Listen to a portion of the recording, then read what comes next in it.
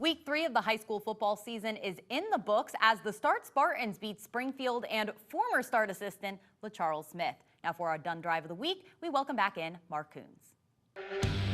The Dunn Drive of the Week is presented by Dunn Chevy. A great deal is a done deal. Week 3 of the high school football season, a pivotal week because there is a world of difference between being 0-3 and 1-2. And after the Start Spartans knocked off Springfield on Friday night, they are 1-2 and they earned the Dunn Drive of the Week as we bring in Mike Robinson, who's joining us remotely tonight. Mike, Rob, thanks for joining us. Hey, thanks for having me, Mark. Let's talk about the Start Spartans in Springfield as they were tied at 7 midway through the third quarter, and that's when Start took momentum in this game.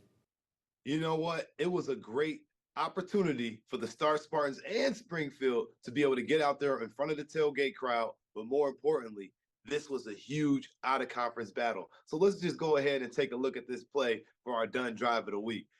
Taking a look over here, it is 7-7, late in the third quarter.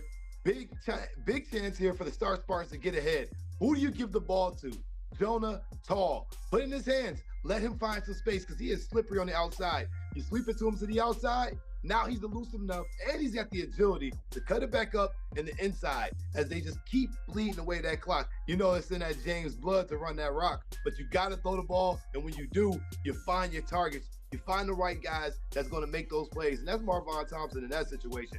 Again, Preston Edwards, I've been so impressed with the way that he's been able to find people all year long. And it's still an early season, but this quarterback, he's got something to him. Finding Joyce on that last play right there. And then again, look to the guy out there, number 13, Mr. Robinson, finding space and room as he bounced it outside. Again, keep your eye on that clock down there. He's just milking it away. And then you get all the way into the fourth quarter, under 12 minutes. You give it to your guy. Everybody know Marvon Thompson. Do a little dance in the end zone. Celebrate. But again, this is the keyest drive of the night for the Spartans to be able to get the advantage over a tough Springfield team. And this right here was our drive of the week. Great job, Spartans.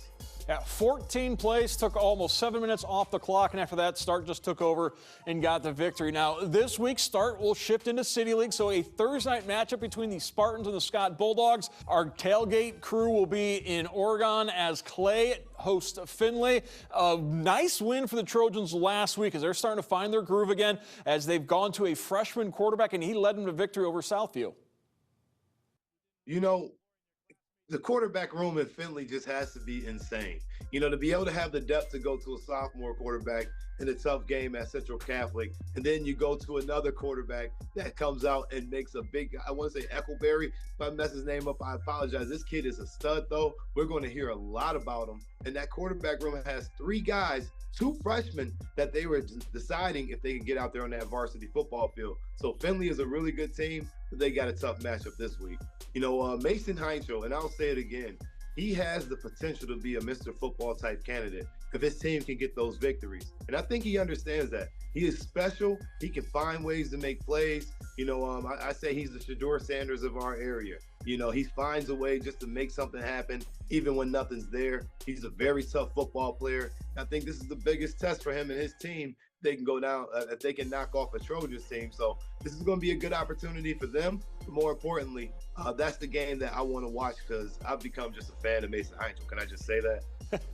I think we've all become a fan of the future Pitt Panther. Mike, Rob, thank you so much.